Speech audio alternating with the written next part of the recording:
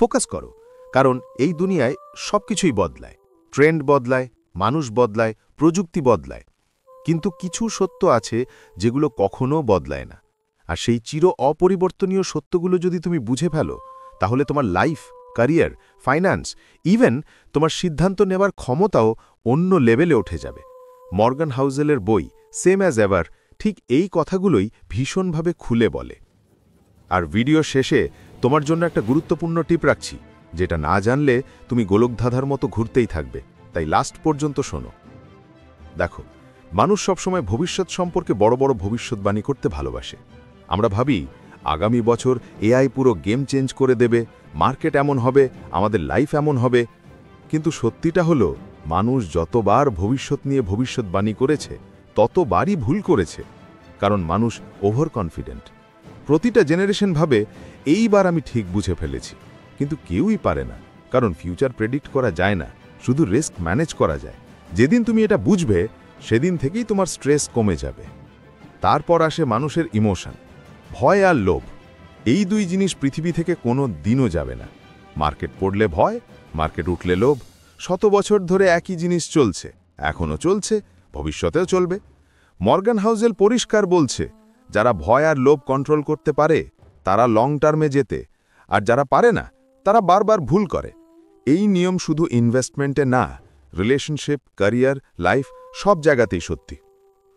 আমরা আমাদের সমস্যাগুলো নিয়ে সবসময় অতিরিক্ত নাটক করি, মনে হয় এত কষ্ট তো শুধু আমার। কিন্তু এটা মানুষের স্বভাব, আমরা বর্তমান সমস্যাগুলোকে ওভাররেট করি। অথচ আমাদের আগে লক্ষ কোটি মানুষ একই ধরনের সমস্যার মধ্যে দিয়ে গেছে এবং তারা বেরিয়েও এসেছে। 5 বছর পরে তুমি আজকে 90% সমস্যা মনে রাখবেও না। এটাও জীবনের একটি চিরন্তন সত্য, যেটা ভবিষ্যতেও বদলাবে না। আরেকটা জিনিস, সাফল্য কোনো বড় কাজের ওপর নির্ভর করে না, বরং ছোট ছোট কাজ বারবার করার ওপর। তোমার থাম্বনেলে যে ফোকাস লেখা, এটাই বইয়ের মূল মেসেজের সঙ্গে পুরোপুরি মিলে যায়। প্রতিদিন একটু পড়া, একটু সেভ করা, একটু প্র্যাকটিস করা, এগুলোই লং টার্মে বড় রেজাল্ট দেয়। কিন্তু মানুষ সিম্পল জিনিসকে গুরুত্ব দেয় না, সবাই কমপ্লেক্স কিছু খোঁজে। কিন্তু লাইফে যেতে তারা যারা সিম্পল কাজ নিয়মিত করে যায়, এটাই সত্য, এবং এটা কখনোই বদলাবে না। জীবনে অনিশ্চয়তা থাকবে, এটা তুমি মেনে নাও, কারণ পৃথিবী কেমন হবে, মানুষ কি করবে, মার্কেট ওপরে যাবে নাকি নিচে, এসব তুমি কন্ট্রোল করতে পারবে না, কিন্তু তুমি তোমার সিদ্ধান্ত কন্ট্রোল করতে পারবে। যারা এই রিয়ালিটি মেনে নেয় তারা শান্ত থাকে, এগিয়ে যায়, আর যারা সব কিছু পারফেক্ট হতে চায় তারা সবসময় আটকে থাকে। মর্গান হাউজেল বলছে, লাইফে স্থিরতা আসে অস্থিরতাকে গ্রহণ করার পর। মানুষের মেমোরি খুবই ছোট।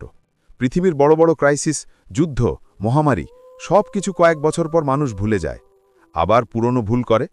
সেই জন্য ইতিহাস পড়া গুরুত্বপূর্ণ, কারণ তুমি যদি ইতিহাস না শিখো, তোমাকে বারবার একই ভুল করতে হবে। বইটা এই ব্যাপারটা অনেক জোর দিয়ে বলে, যারা ইতিহাস বোঝে তারা ভবিষ্যৎকে ভালোভাবে সামলাতে পারে, যদিও ভবিষ্যৎ কেউ প্রেডিক্ট করতে পারে না। এবার আসে তুলনা করা। মানুষ সবসময় অন্যের লাইফ দেখে নিজের লাইফকে ছোট ভাবে।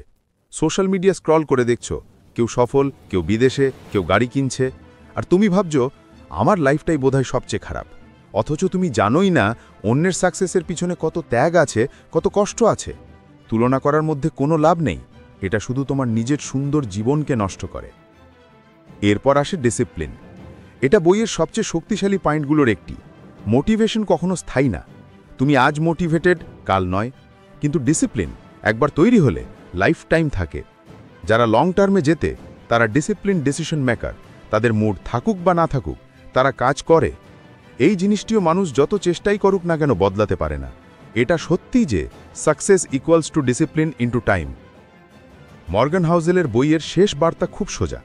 পৃথিবীতে নতুন সমস্যা আসবে, নতুন সুযোগ আসবে, নতুন প্রযুক্তি আসবে, কিন্তু মানুষের আচরণ তা একই থাকবে। মানুষের ভুল, ভয়, আশা, বিভ্রান্তি, লোভ এগুলো বারবার রিপিটিং প্যাটার্নে চলবে। আর যারা এই রিপিটিং প্যাটার্ন বুঝে যায় তারা জীবনের সবচেয়ে স্মার্ট ডিসিশন নিতে পারে, কারণ তারা জানে মানুষ বদলায় না, শুধু পরিস্থিতি বদলায়। তুমি এখন যেখানে দাঁড়িয়ে আছো সেটা তোমার যাত্রা শেষ না, কিন্তু তুমি যেখানে যেতে চাও সেখানে পৌঁছাতে হলে মানুষের এই রিপিট মিস্টেক্স আর আচরণগুলো বুঝতে হবে। এই সত্যগুলোই সেম অ্যাজ এভার, এগুলো বদলায় না, কখনোই না। তাই তুমি যদি স্মার্ট হতে চাও, এগুলো বুঝে নাও, এটাই টাইমলেস নলেজ।